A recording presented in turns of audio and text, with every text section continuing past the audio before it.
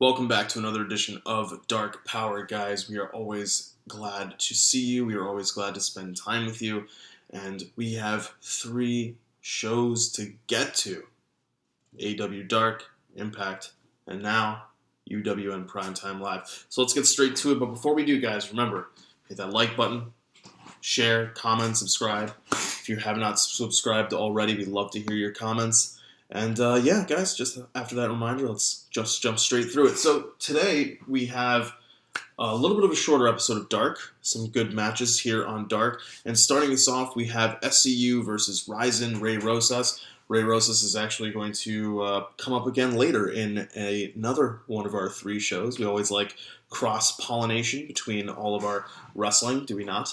And this match is a win for SCU. It's a quick match. It's designed to give them a win. They're going to be going into a Brush with Greatness with FTR for the AEW Tag Team Championship, that 20-minute time limit where the team must defeat FTR within the 20 minutes or the match ends. Good win here just to get them that momentum going into that match, but more importantly almost more importantly, despite the fact they're going into a title match, is the build between Shawn Spears and Scorpio Sky. 2 guys with alliteration in their names, Scorpio Sky, Shawn Spears, and the same letter too. All the names start with S. But if you remember from last week, we had on Late Night Dynamite on Tuesday, we had a kind of a issue brewing or building between Scorpio and Shawn over what Shawn did to Matt Sydal, who only has 1 S in his as the first letter of one of his names, so not as good. When it came to how Shawn Spears treated Sydal in beating Sydal with Late Night Dynamite. Now, as you will remember last week, we were like, okay, cool. Not sure why it was necessarily Shawn Spears who was going to get the win, or even why it had to be Sydal who took the loss. It was just kind of a weird feeling, but now things are starting to shift a little bit more into focus. We're starting to see, right? If we were Matt Sydal fans, we would say we have our third eye open, because Shawn Spears seems to be going into a feud with Scorpio Sky. And now you've given Shawn Spears a prime time, well, at least as prime time as they were trying to get, by grabbing those NBA fans or NBA watchers coming out of that playoff game and inside the NBA. That brighter light, so to speak, was on Shawn Spears. People saw Shawn Spears pick up that big win, and now he can transfer that win or transfer that energy to Scorpio Sky when or if Sky beats him. I'm predicting that Sky will beat Shawn Spears in this feud. So overall, good segment, almost more important than anything else that really happens on this episode of Dark, kind of. So after this, we have Penelope Ford defeating the debuting Alex Gracia. I don't know that much about her. I was paying attention during the commentary, and the 2.5 years of wrestling experience was something that stuck out. For somebody who has a short amount of experience, she does look pretty polished in the ring. She does look like she can hold her own against somebody like Penelope Ford, and that's always important when you bring in people for enhancement talent, our infamous Dark AEW Dark jobbers or enhancement talent, however you want to describe them. They need to be people who can hold a candle or can go in the ring against the signed talent. Otherwise, there's really no point to having them there. Like, it's just you're building stats for wins, but what does it mean? So important is the dance partner. As always, Alex does a great job here. Coming after this, we have a promo from Brandon Cutler talking about how he's now had every form of loss imaginable, and now he has a count-out loss or a count-out tie with Peter Avalon after their epic clash on AEW Dark not too long ago. So he's saying that we are going to keep going until we find a victor. Again, if they are able to build this somehow out to Full Gear, that'd be hilarious. I think having it on a pre-show as part of the buy-in, I think it would make sense if you think about it. If you're having them build this feud through Dark, to then have the match be on the buy-in, it would make sense, right? Like that would, and you're just gonna, because more people are watching the buy-in anyway. People who would normally not watch Dark would be watching the buy-in. It's a way to drive traffic to Dark. You have Dark monetized. Smart plan. After this, we have Best Friends picking up a win over Bishop King and Mbadu. Just a quick tag match here, followed by another tag match. This one a little bit longer. It's the longest match of the night. Jurassic Express picking up a win over 5 and 10 of the Dark Order. Some good tag matches here. Continuing onwards, we have the Gun Club picking up a win over Cesar Bonani and Sean Dean. Good matches, quick matches. That Jurassic Express match, 5 and 10, probably the match of the night. Definitely match of the night. Not non-storyline match, just in-ring stuff, match of the night. I've said it before, I'll say it again. AEW is one of the most stacked tag team divisions. You have 3 teams here who are all vying for dominance. Best Friends are people who are also looking for that brush with greatness against FTR. They almost had that shot or chance or opportunity last week. Maybe they will be in the running after SCU does not win, because I don't think they're going to have FTR beat Hangman and Omega and end, I think, the longest reign. The longest AEW tag team title reign thus far, only to basically lose in their first title defense to SCU. I mean, it would kind of work in a weird way. 5% of that win would work. The other 95% would just be confusion because of what's going on with the booking. So I don't project that SCU picks up the win, which means that Best Friends will have an opportunity. And I think Best Friends versus FTR is the longer-term plan for FTR to have their first real feud. Next, we have Tay Conti picking up a win over Red Velvet. Red Velvet, we're going back to saying, people have to have partners in the dance. Red Velvet's also somebody who is really great in the ring. And Tay Conti, no slouch either for sure. That's why she's been signed. That's why she was in NXT to begin with. That's why she was in the Mae Young Classic. And Tay Conti picking up a win here. I liked the Anna Jay bit here. I will say, so before this, there was a quick promo from the Natural Nightmares and Brandy saying that, if I see the Queen Slayer, Anna Jay, I'm going to put this shiny boot up her ass. And it felt a little, that felt fine. But then when immediately afterwards we cut to the ring, and during the Tay Conti match, we see Anna Jay, and then Anna Jay is involved after the match where she does a really great hook kick on Red Velvet. She helps her up, right? And she's like, oh, it's Red Velvet. Oh, it's Red Velvet, right? And then all of a sudden, just that kick. And it just seems kind of weird because Brandy's like, I'm going to get you. And she's right there. Go get her. They cut to her in the crowd multiple times. Just go get her. I didn't understand that part. I think maybe timing-wise, they should have either changed the Brandy promo or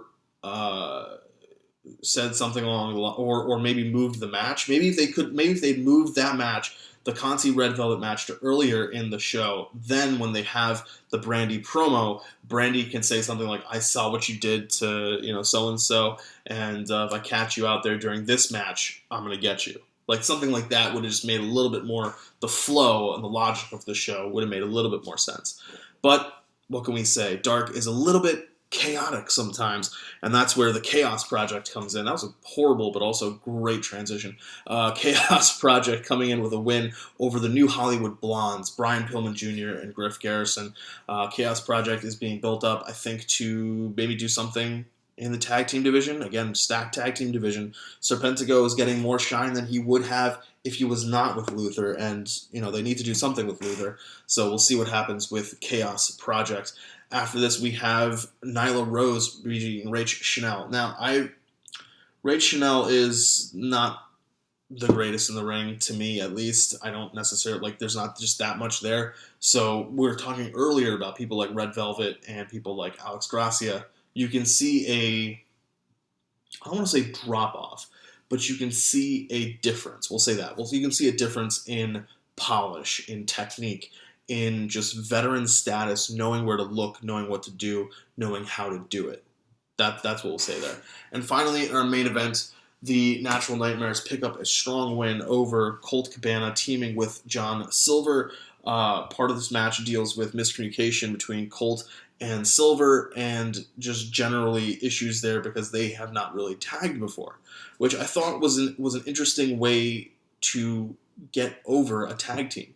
It automatically gets over Reynolds because it shows that we hypothesize that if Reynolds was teaming with Silver, either they would have had a better chance against Natural Nightmares or they could have won.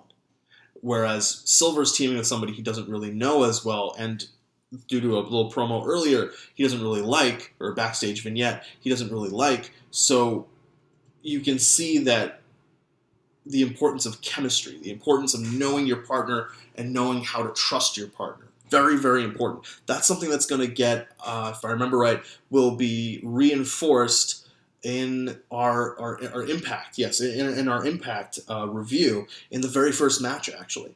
Because as we move to Impact, our first match of the night is Ty Valkyrie teaming up with Rosemary up against Nevaeh teaming up with Jessica Havoc. So, this is going back to weeks prior where Rosemary has been trying to get Havoc to help her with this demonic raising of the dead or something to that effect that she needs to do for this wedding. I don't know if it's supposed to be Allie. I don't know if it's supposed to be Sue Young. I don't know if it's supposed to be James Mitchell. That's actually, now that I think about it, that's one final thing I wanted to bring up about AEW Dark is that we're not seeing Allie out with the Natural Nightmares. It was just Brandy. And I'm wondering if that's something to do with the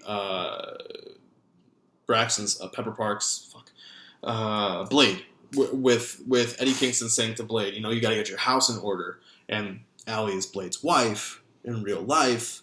So, and when she debuted, she had debuted as the Bunny with the Butcher and Blade. So I'm wondering if maybe they're doing something there. They are building that out. And then in addition, this next thing that popped into my head, because remember, guys, I'm watching these,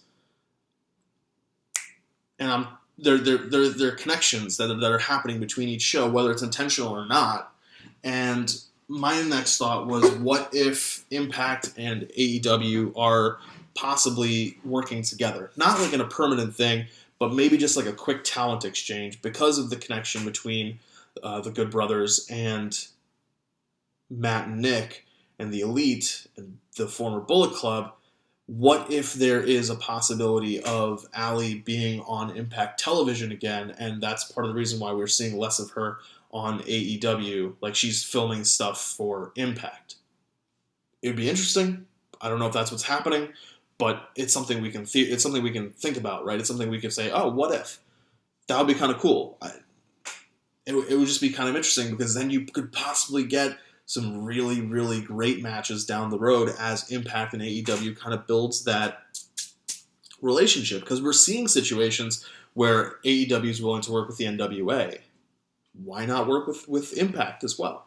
Why not have some kind of working relationship where you can have talent move between rosters, even if it's for a short period of time? Because, I don't know, I would love to see a North versus Young Bucks match. I would love to see the North versus Kenny Omega and Hangman in some kind of, like even if it's just Kenny teaming up with somebody else. I would love to see Motor City Machine Guns mix it up on Dynamite. I'd love to see the Rascals, Ace Austin. Some of these guys, it would just be incredible. Eddie Edwards would have some really phenomenal matches with some AEW signed talent who he has had phenomenal matches with in the past. I just think that there's kind of an interesting way to do things with this world or these worlds that are already interconnected just by the way the world works.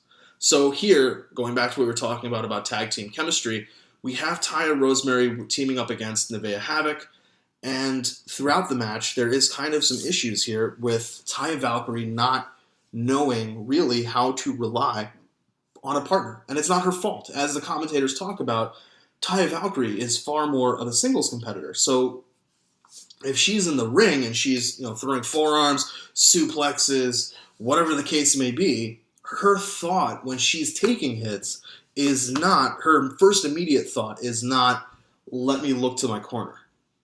Her first thought is, I have to get out of the situation myself. Whereas for Nevaeh and Havoc, they are a tag team. They know each other very well. Nevaeh knows she can reach for Havoc. Havoc knows she can reach for Nevaeh. So that's an interesting thing to build on build off of what we were talking about earlier with AEW and tag teams and chemistry and knowing your partners and how important that is. Speaking of tag teams, after this, we have the Good Brothers having a segment backstage where they're talking with some people, just jaw-jacking. Motor City Machine Gun comes up. They kind of make fun of Good Brothers. They get a little bit of an exchange there, and Motor City Machine Guns leave.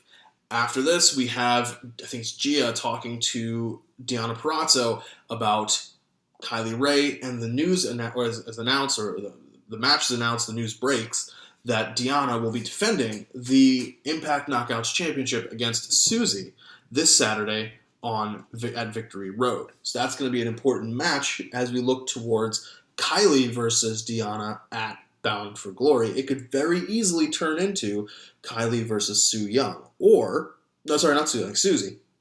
Or there could be some kind of flub in that match on Saturday, and we could be getting a triple threat. Not to say that Susie wins, but maybe Susie loses in controversial fashion, and so she deserves another shot, and so they turn that into a triple threat. Then you could have Kylie pin Susie.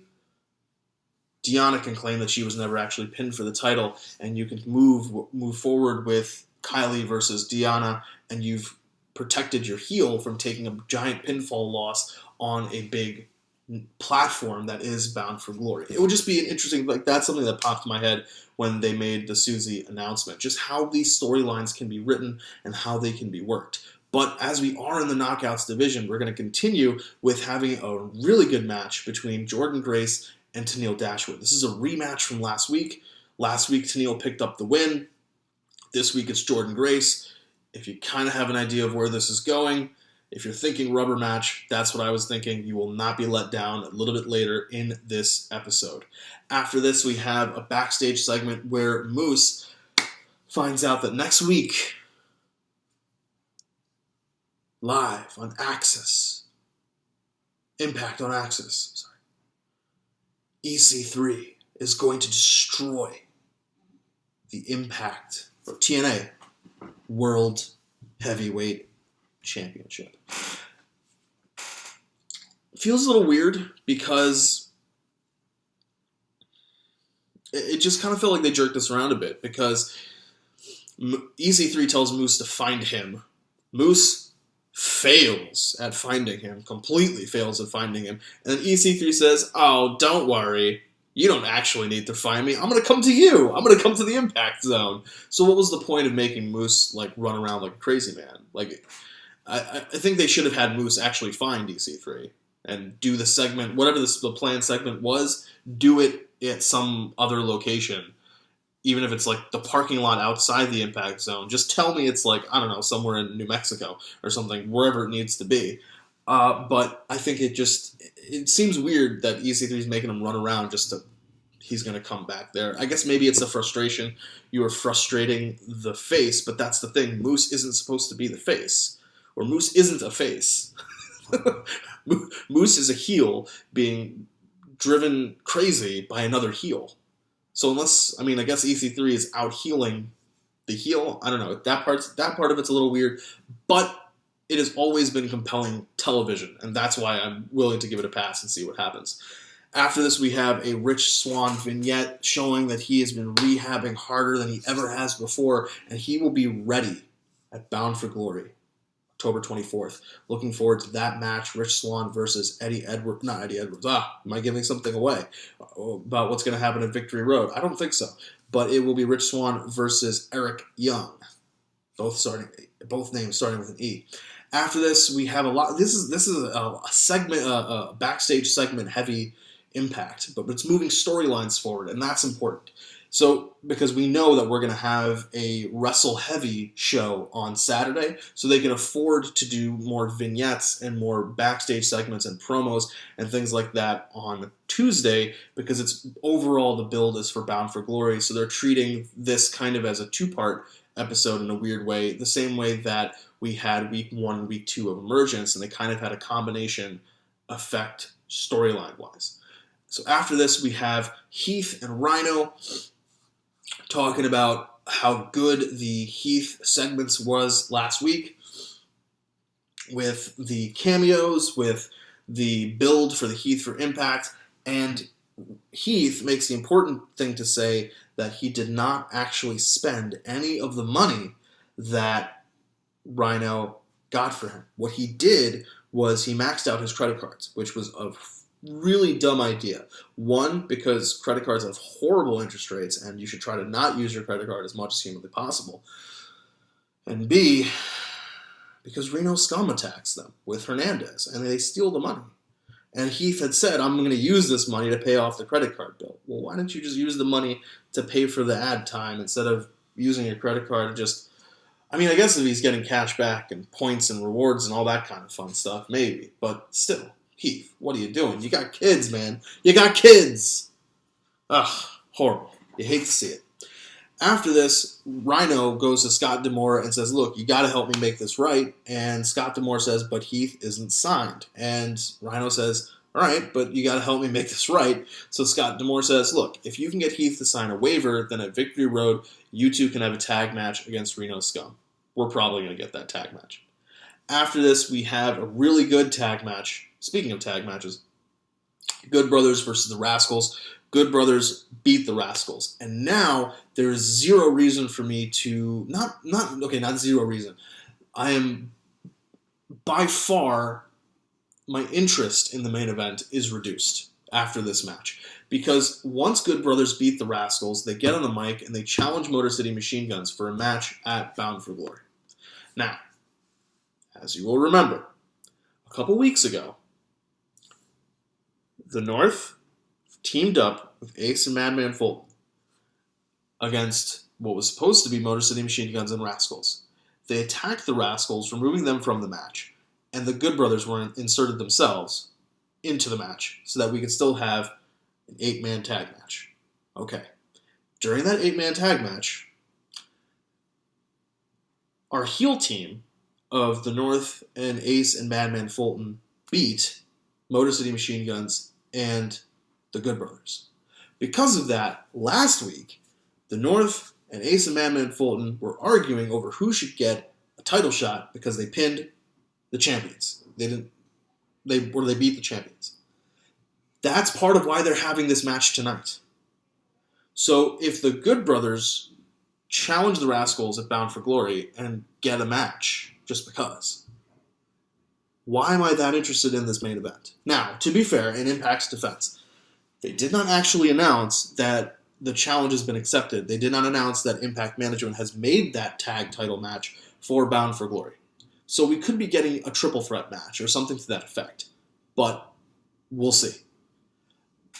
However, it does kind of just make me be like, But a pick-me-up was the segment right after this, because last week, one of the things that I really enjoyed was Brian Myers and Tommy Dreamer and that kind of parent-child relationship that they had.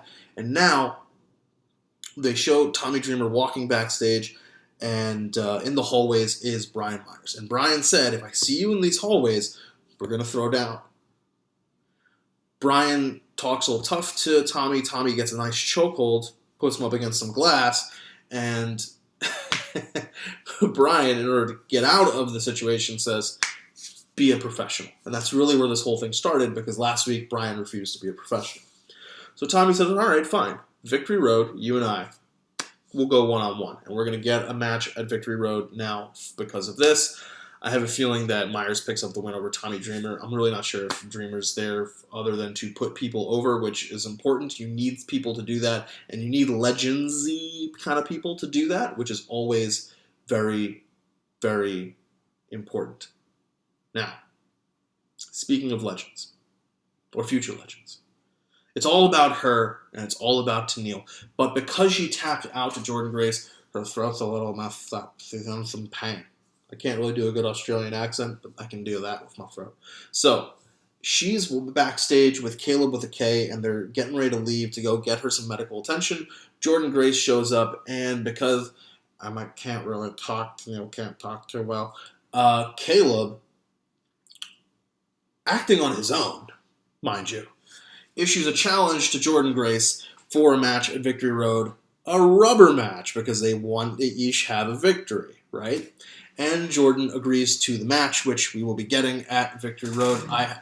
See, this is a weird one. I kind of think that Tenille should win, but I kind of feel like Jordan needs the win to because of losing the title. And you don't want her to lose her first feud coming out of losing the title, but at the same time, Tenille's coming back. And on top of that, I'm predicting a Kylie win at Bound for Glory, so you need heels lined up for Kylie to face. So you need to have Tenille coming back to look strong in a feud to build towards maybe something down the road with Kylie. So it's an interesting, I gotta say, like from that perspective, just interested to see where they go and how they want to do these sorts of things. But plans are important, and you got to be making plans. And people who are making plans, as we saw earlier, one half of the couple making plans is Rosemary. The other half, Johnny Bravo. And Johnny Bravo has some problems here trying to figure out who his best man's going to be. When he said it's going to be Fallah Bahh, but Johnny Swinger's having a problem with this. So the two of them decided to settle this the old-fashioned way in wrestling with a wrestling match. And here, after some cheating, Swinger picks up the win, but Bravo has the match restarted.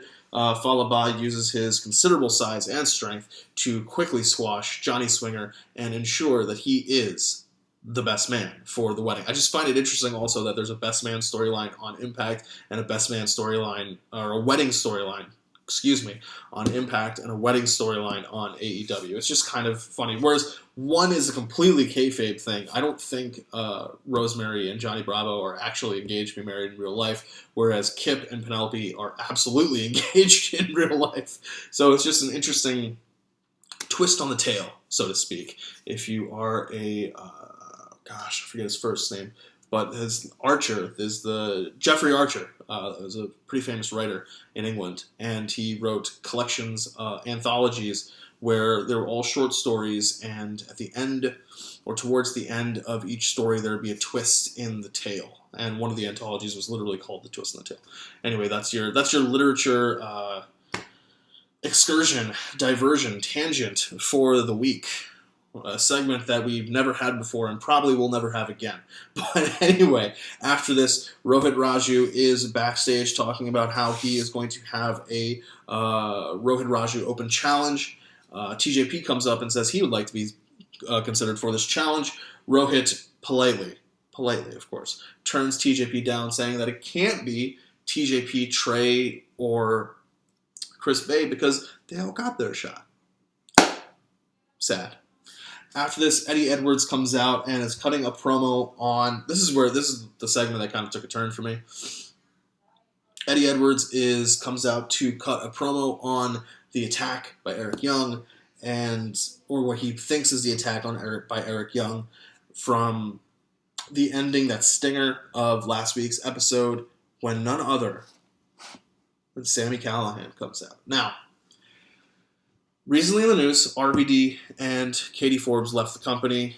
They were working on kind of a per appearance deal, like kind of a handshake deal, and that's why that whole effing talk show thing did not happen, I guess, or was cut.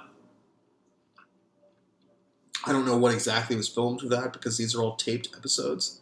So it will be interesting to see how they spin out of this with Sami Callihan, and how it looks like they're going to do that is with this segment. So Eddie thinks that, I was wrong about Eric Young being the one who attacked me because Sami is just as dastardly and evil and whatever the case may be.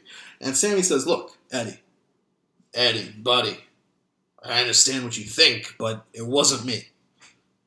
But I can tell you who it was. He does his ICU thing, and it turns out that it is a returning Ken Shamrock. So, Shammy really should not be in the ring anymore. We've been over this multiple times. Unfortunately, I do not have any control over the booking of Impact Wrestling.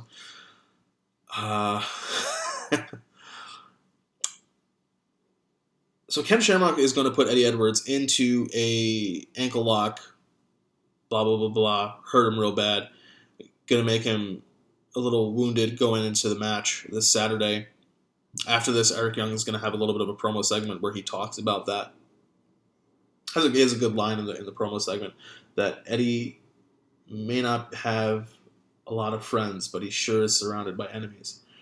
Now, I have a feeling that this injury and maybe something else that will happen during the show on Saturday will stop Eddie Edwards from reclaiming the world title from Eric Young. And I think it's going to lead to some kind of match at Bound for Glory between Shamrock and Eddie Edwards. You have a legend in Shamrock. You have the top face, or the second top face, assuming we are now putting Rich Swann above Eddie Edwards for male top faces of the company. I think that it's a good way to transfer, like, have Shamrock give Eddie a rub. Not really that Eddie needs the rub, but hey, give the guy a rub.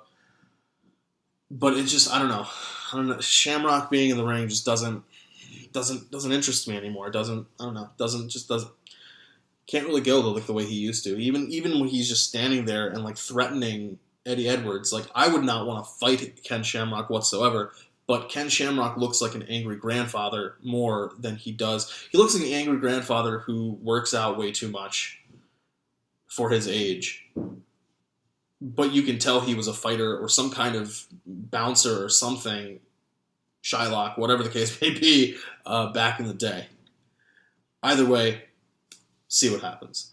After this, we have a Susie segment where Kylie says, no, I'm not upset that you have a match against Deonna. You should have a match against Deonna. This is your time. And gives her some kick pads, new kick pads. And when Kylie leaves, Susie turns and looks in the mirror and she says, it is your time. And there's like a Rosemary Sue Young might be making an appearance. Who knows? Maybe that's part of what's going to lead to a triple threat. That's an idea that I had, but we'll see how they're booking this. They have a lot of different ways that they can go with these storylines, and that's something that's really cool that I like. And finally, we have our main event, the North, picking up a strong win over Ace Austin and Madman Fulton, positioning them in the title hunt above Ace and Madman Fulton if they want to go that route for Bound for Glory. After the match, there's going to be a showdown, a fight between tensions rising between all four of the tag teams, the Good Brothers, the North, Ace Austin, Madman Fulton, and our world champions, the Motor City Machine Guns. So we'll see how they want to build this feud out ahead of Bound for Glory. They are starting to run out of time. Bound for Glory is the 24th, so we have 3 weeks, and Victory Road is going to shape some things. So we'll see how they got to start picking up the pace for these builds. They got to have at least one more time where Rich Swann and Eric Young face off. Maybe it's a contract signing, something to that effect. And actually, that would be kind of cool if they did a contract signing and Eric tried to swing on Rich and kind of re-injure the leg, and so it kind of looks like Rich Swann is, uphill battle despite rehabbing. But what they do with the tag titles will be really interesting. And speaking of tag titles, moving to UWN, United Wrestling Network's Primetime Live Episode 3, we start off really quickly, really hot, with a tag title match. I did not know that UWN had tag titles. They do. I know they have a television title because they showed me a title defense, but they do have tag titles. It will be noted during the episode that they don't have a heavyweight title, which I don't know if the NWA World's Champion is filling in for a top spot, but they're saying they don't have a title, a lead singles title, and that's going to be important as we see what's going to happen with Chris Dickinson. So we have SoulCal Distancing, our champions, picking up a win over the Real Money Bros, who won over Friendly Farm last week, and that's why they're getting this title shot. Our champions retain. After this, we have a promo from Trevor Murdoch, who will be facing off against Aaron Stevens, formerly known as Damian Sandow, or Aaron Rex, as he was in Impact, and they are facing off for the NWA Third Degree National Championship. Now, where our cross-pollination happens is that during that tag title match, it is brought up about how SoCal Distancing did something to Ray Rosas, who they were formerly working with. And as you may remember, our very first match of the evening on AEW Dark was SCU versus Ryzen and Ray Rosas. And later in our women's match, they are going to reference Nicole, because it's going to be Allison Kay versus Nicole Savoy, that Nicole Savoy was part of the AEW Deadly Draw tournament. So we are seeing this cross-pollination. We are seeing this ability to work with each other or reference each other. I just think it'd be cool if Impact also got in on that. But anyway, we got to move on. We got to keep moving. And then we have this Murdoch promo. It's a nice promo. We know that we've had matches in the past between Murdoch and Aaron Stevens, and it looks as though tonight Murdoch wants to make sure that Stevens cannot escape. After this, we have a Greek god, Papa Don, picking up a win over, I forget the name, but I just remember the nickname. The nickname was hilarious because he's called the 86, which if you are a New Yorker, you will know from 86 is like you don't have any more of something. It's I forget the name of the restaurant, but it has to do with a steak. It's the 86 the steak. Anyway, after this, we have Chris Dickinson promo where he is interrupted by Anthony Idol. Anthony Idol challenges him to a match. Dickinson immediately accepts because he's insane and wants to fight people, and picks up a quick win over Anthony Idol. After this, we have Allison Kay in probably my match of the night up against Nicole Savoy.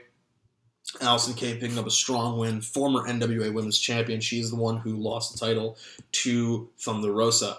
After this, we have Ruby Reyes picking up a win over Cece Chanel, and Rob Baines picking up a win over Jack Cartwright. I kind of combined these two matches because they told a very similar story. In both, Chanel and Cartwright were the much smaller, faster contestant or competitor, and Reyes and Baines were the much larger, physically imposing, strong person. And in both matches, the physically imposing, stronger person won. And just by having both of those back to back, to me, it just was like, oh, okay, all right, there, whatever. In the sense that if they were going to do that, I would have put the matches at different points in time in the card, which I understand. I understand the concept of you are the larger competitor. It makes sense that you should beat a smaller competitor. That's fine. I get that. That part of, the same mentality that I have that I share with Jim Cornette, despite the fact that I hate Jim Cornette's takes on pretty much a lot of everything, I can agree with that. If you are a bigger competitor, it makes sense when that person wins, and that person should win more often than not. But if you're going to have both matches have the same kind of general storyline back-to-back, just would have spaced it out a little bit differently. And finally, in our main event, Trevor Murdoch captures the NWA National Third Degree Belt from Aaron Stevens, ending Aaron Stevens' reign. Now, I had a feeling last week that Stevens was going to lose, simply because we've seen a lot of these shows or promotions that are coming back from the quarantine, coming back from the pandemic. They're willing to do a title change to kind of shock value, to kind of get viewers back, kind of thing, to be like, hey, we're happening. There's important things happening. You gotta pay attention. But let's look at what our matches were the past 3 weeks. The first match, main event, was Aldis versus Bennett. Aldis is not losing the NWA World Championship. No, he's not. That's just not going to happen. And if he is going to lose the championship, they're going to do a big build for it. Not that there wasn't a big build for Aldis versus Bennett, but they're going to do a much larger build, and they're going to clearly have a long-term game plan in effect. Next, we had Rosa versus Priscilla Kelly, and that's not going to change either, because Rosa is also defending on AEW. She's having an appearance in AEW. She's having an appearance on All Out. You don't want to have, like, if Rosa loses to Shida and then loses to the title to Priscilla Kelly, it just seems like you're hurting Rosa, and Rosa is probably the prime female in the women's division. So who can take the loss? Aaron Stevens can take the loss. So this is kind of that. We are back from Corona. We are back from the pandemic. You got to pay attention to us. Episode 3, banger. right? Because week 1, you know you're going to get a good match out of Aldis Bennett. Week 2, you know you're going to, if you don't know Priscilla Kelly, you know you're going to get a good match out of Thunder Rosa. That's part of why they sent Rosa to AEW, to bring more eyes. This is the first match where you don't have as skilled competitors in the ring as you did in the previous matches. How do you overcome that title change? So was not mad at the title change, had a feeling it was going to happen. Congratulations to Trevor Murdoch for ending Aaron Stevens' reign at 290 days. Incredible. Most of that's during the pandemic, but still, incredible. They could have stripped people of the titles. They didn't. He will always have that championship reign. The same way that no matter what happens, week in, week out, we will be here covering these topics, covering these 3 shows for you. Guys, we are going to have some kind of recap for Victory Road. I think I'm probably going to be the person doing the recap. I doubt we're going to have a round table for it, guys. Unfortunately, because we have a very big NXT takeover this Sunday, and I know we also have big things just in general for people who are part of the True Heels family. So until next time, guys, whether I'm seeing you with the Impact recap for Victory Road, or I'm seeing you next week on Dark Power, make sure you stay safe, take care of yourselves, take care of your loved ones, wear your masks, and until next time, I'll catch you.